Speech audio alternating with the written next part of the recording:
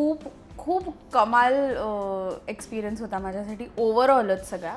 आणि सगळ्यात आधी तर मला जेव्हा फोन आला होता ना ऑडिशनसाठी, तेव्हाच त्यांनी सांगितलं की नीरज पांडेची सिरीज आहे आणि 2 एपिसोड्सच आहेत, तर एक 8-10 दिवस लागतील तुमचे.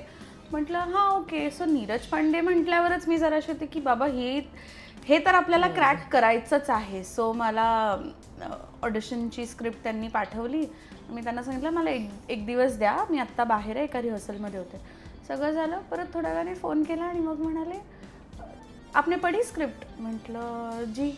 तो वो जो अर्जुन मीना है ना वो इमरान हाशमी होंगे. तो आणि मग त्याने मला उरलेलं ब्रीफ दिलं.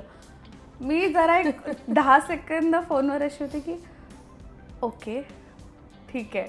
मग मी फोन ठेवल्यावर आधी शांतपणे बसले. म्हटलं विचार केला. म्हटलं आता हे अजून बेटर कसं करता येईल. सो मी ऑडिशन देतानाच अशी फुल शॉर्ट फिल्म शूट करून दिली आहे त्यांना, 1-1.5-2 मिनिटाची. मी म्हणजे तू जसे ते शॉर्ट्स बघितले ते इथून धावत येते तिथून धावत येते, मी 3 वेगवेगळ्या अँगल्समध्ये प्रॉपर सीन करून दिला. आणि I was like I have to crack this. आणि जेव्हा ते समोर आले ना मला असं होतं की वाव.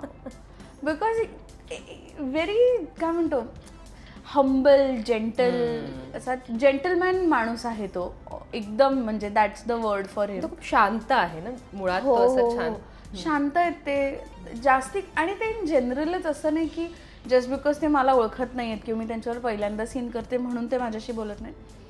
ते इन जनरल सेटवर कमीच बोलत होते.